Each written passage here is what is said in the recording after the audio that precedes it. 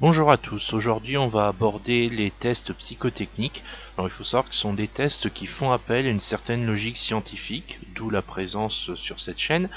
Et l'idée de cette vidéo, ça va être de vous expliquer pourquoi on a des tests psychotechniques, dans quel contexte on va les rencontrer, comment faire pour les réussir et en quoi ça va consister.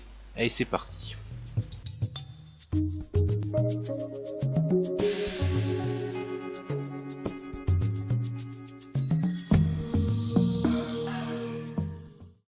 Avant de commencer, je vais vous expliquer ce qu'est un test psychotechnique.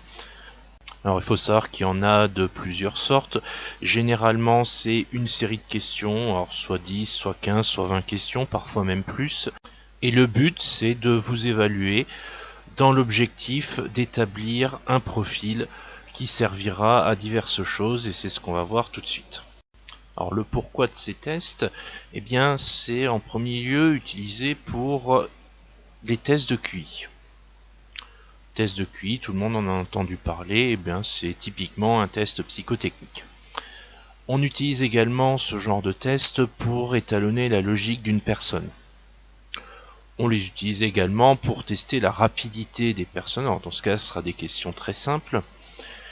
Et c'est également utilisé par les recruteurs dans le but d'évaluer les candidats à un poste, pour voir si le candidat correspond au poste, ou ça peut aussi servir de test de sélection pour un concours.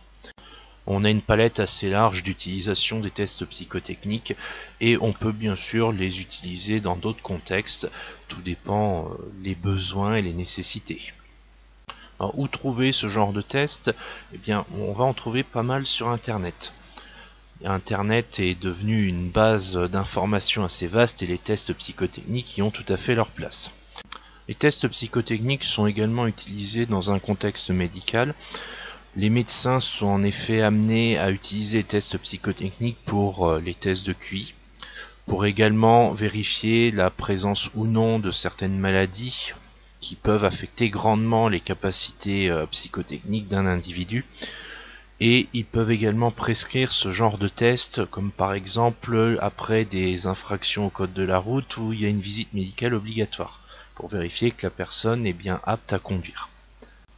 Ensuite, lors de concours, par exemple concours d'infirmière, concours pour l'entrée dans différentes écoles, on peut proposer ce genre de test pour vérifier que le candidat a un certain niveau de logique ou une certaine rapidité. On a également, dans un contexte très similaire, lors d'entretiens d'embauche dans certaines entreprises, les tests psychotechniques sont également employés. Donc vous pouvez être amené dans un entretien d'embauche à avoir un test psychotechnique à effectuer. En quoi consistent ces tests? Eh bien, il y a plusieurs types de choses qu'on peut demander dans un test psychotechnique.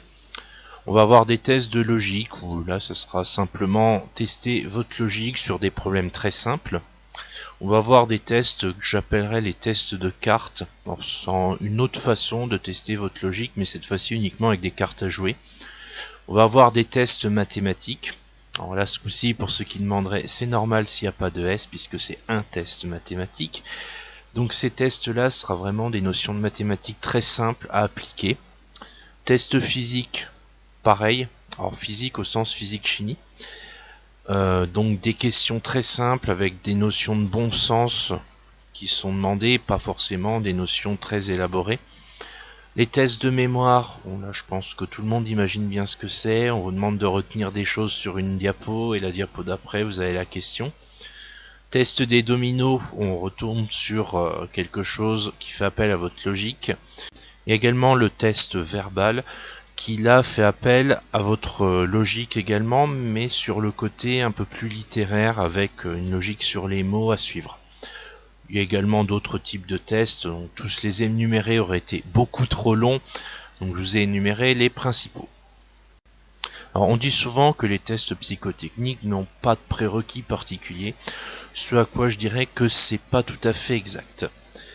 Les prérequis pour réussir les tests psychotechniques, déjà, il faut une bonne culture générale. Alors, pas forcément pour des questions de culture générale qui n'ont rien à faire dans un test psychotechnique, mais plutôt pour les raisonnements, la capacité à réfléchir vite et une bonne connaissance de ce qu'on demande tout simplement. Ensuite, une logique sans faille. Forcément, quelqu'un qui n'a aucune logique aura beaucoup de mal à réussir un test psychotechnique, donc pour moi c'est un prérequis pour réussir ce genre de test. Ensuite, une bonne connaissance de la langue française. Forcément, les questions sont posées en français, donc si la connaissance de la langue française n'est pas au point, ça risque de poser un petit problème. Un niveau mathématique minimum est également requis, tout simplement parce que au travers des questions, on pourrait être amené à raisonner soit sur des calculs avec des opérations simples, soit sur de la géométrie. On n'est pas sur un niveau très élevé, mais il faut quand même connaître les quelques notions minimales pour comprendre les questions. Même chose au niveau scientifique, en particulier au niveau de la physique-chimie, il faut avoir des bases, alors pas des bases très élaborées non plus, mais on vous demande parfois des questions qui font appel à de la mécanique ou à de la logique au niveau des fluides. Donc il faut savoir ce que c'est tout simplement.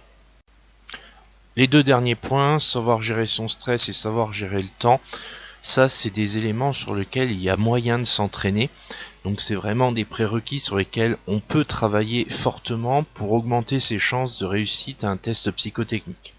Forcément, gérer le stress, s'il y a des difficultés à ce niveau-là, ça va être compliqué. Et savoir gérer le temps, vu que la plupart des tests psychotechniques sont en temps limité, eh bien c'est un bon moyen d'améliorer ses chances de réussite. Et pour augmenter ses chances de réussite, le mieux c'est de s'y préparer. Du coup, le mieux pour s'y préparer, ça va être, de façon assez évidente, de s'entraîner. Il y a des livres spécialisés sur les tests psychotechniques, mais vous en trouverez aussi beaucoup gratuitement sur internet. Je vous mettrai quelques liens dans la description vers les sites sur lesquels vous pouvez en trouver, donc n'hésitez pas à jeter un coup d'œil. Travailler le calcul mental, c'est aussi une façon de s'y préparer. Bien connaître les additions de base et les tables de multiplication, c'est un plus. Faire de la lecture rapide sur un livre ou sur des articles, plus vous allez vite, plus vous serez prêt à raisonner rapidement. Et enfin, s'entraîner à travailler en temps limité, c'est un bon moyen aussi de s'entraîner à gérer son stress et à savoir gérer son temps correctement. Alors travailler sur ces différents points vous permettra d'améliorer vos chances de réussite. Après, il faut quand même savoir que ces tests sont conçus pour évaluer votre logique et font en sorte que tous les candidats soient sur une même base. Donc il ne faut pas espérer avoir une augmentation en points énorme, mais ça peut faire la différence entre plusieurs candidats si vous passez ce genre de test pour un concours ou pour un entretien d'embauche. Je vais maintenant vous montrer quelques exemples de questions qu'on pourrait vous poser dans un test psychotechnique. Premier exemple, on a une figure, on vous demande quelle est la case manquante sur cette figure. Alors, vous avez 5 propositions de réponse. Sur ce genre de choses, on est face à une question de logique pure. Là, l'astuce consistait à bien repérer quel anneau du cercle allait être colorié sur les lignes et les différentes colonnes. Il fallait constater que chaque anneau était colorié une fois sur les lignes et les colonnes. Et donc sur la ligne tout en bas et la colonne de droite, on avait déjà chaque anneau colorié. Du coup, la bonne réponse, c'était la B. Alors, autre exemple, et cette fois-ci, il fait appel à la bonne connaissance de la langue française. On vous demande de trouver les deux mots, à chaque fois qui sont en relation avec un mot qu'on vous propose en majuscule.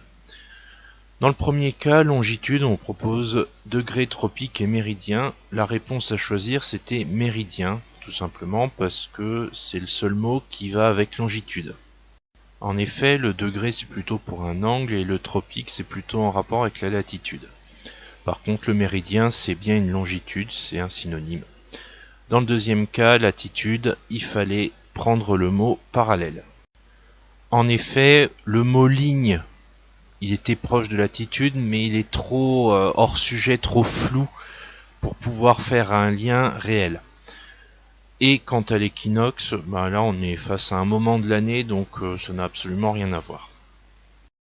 Autre exemple, cette fois-ci en rapport avec la logique mathématique, on nous présente une image avec des nombres dedans et on vous demande quelle partie manque à l'image. Alors là, il fallait bien repérer sur les deux premières lignes que, en fait, le quatrième nombre était la somme des trois premiers nombres. 5 plus 2 plus 3 donne bien 10, 6 plus 4 plus 1 donne bien 11. Du coup, il fallait s'aider de cet élément pour trouver la partie manquante. La troisième ligne était intéressante puisqu'il manquait qu'un seul élément. 1 plus 9 fait 10. Il manque 2 pour aller jusqu'à 12, donc du coup la réponse B pourrait sembler intéressante. Et l'avantage c'est qu'on peut vérifier avec la quatrième ligne que la réponse B est effectivement la bonne réponse puisque 12 plus 15 plus 6 fait bien 33. Un exemple cette fois-ci avec les dominos, où là on a une série de dominos et on vous demande de deviner le dernier. Alors il faut repérer la logique derrière tout ça. Si on regarde bien la ligne du haut, on va additionner 3 puis retirer 2, et ce de façon alternative. 1 plus 3 donne 4, 4 moins 2 donne 2, 2 plus 3 donne 5, 5 moins 2 donne 3, 3 plus 3 donneront 6. Donc on aurait un 6 sur le domino du haut. Pour la ligne du bas, on alterne 2 et 1 à chaque fois. Du coup, la dernière, puisqu'on avait un 2 à l'avant-dernier, ça sera un 1, donc la réponse ça serait 6, 1. Un dernier exemple, cette fois-ci avec des cartes à jouer, où là on présente des cartes à jouer avec une carte cachée. Le but dans ce genre de questions, c'est de trouver la carte cachée. Alors la première chose à remarquer, c'est que si on prend la valeur des cartes de la ligne du bas et qu'on retire la valeur des cartes de la ligne du haut, on obtient 2 à chaque fois. 8 moins 6, 2, 6 moins 4, 2, 5 moins 3 fait 2. Donc en toute logique, on aura un 3 dans la carte cachée, pour que 3 moins 1 pour l'As fasse bien 2. Deuxième chose à remarquer, sur la ligne du haut, on a le pique, le carreau, le trèfle et le cœur. Donc on a chaque couleur de carte. Sur la ligne du bas, on a le carreau, le pique, le cœur, il nous manque le trèfle. Du coup, la couleur de carte manquante sera le trèfle. Donc, ligne du bas, on devrait avoir un 3 de trèfle. Donc voilà pour ces quelques exemples. Ce ne sont que des exemples parmi tant d'autres. Il y a énormément de questions possibles. Donc le mieux, c'est d'aller jeter un coup d'œil directement à des tests pour avoir une petite idée de ce qu'on peut avoir. Si vous avez aimé cette vidéo, je vous encourage à liker la vidéo en mettant un petit pouce bleu. Si vous voulez d'autres vidéos de ce genre, n'hésitez pas à me le dire en commentaire. J'hésiterai pas à en refaire s'il y a une demande. Si vous voulez voir d'autres vidéos sur ma chaîne, n'hésitez pas à vous abonner. Sur ce, je vous dis à très vite à l'Académie des Sciences.